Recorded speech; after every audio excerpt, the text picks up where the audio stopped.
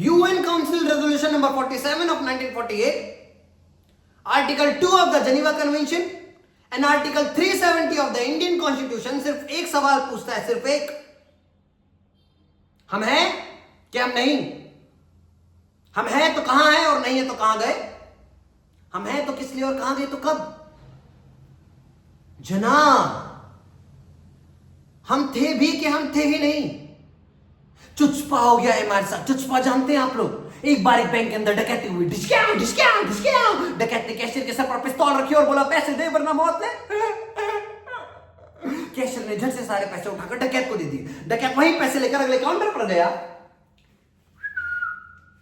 एक फॉर्म दीजिएगा, मुझे अकाउंट खोलना है।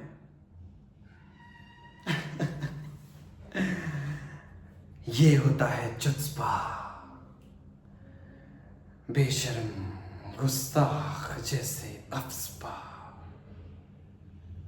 Armed forces special power act section 5 rule 4.8, any commission officer जी जनाब, वारंट ऑफिसर जी जनाब, नॉन कमीशन ऑफिसर जी जनाब, or any other person of the equivalent rank in the armed forces may in additional area is of the opinion that is necessary to do so for the maintenance of public order, after giving such due warnings that he may consider necessary, fire upon or use force even to the causing of death against anyone acting in contravention with law and order.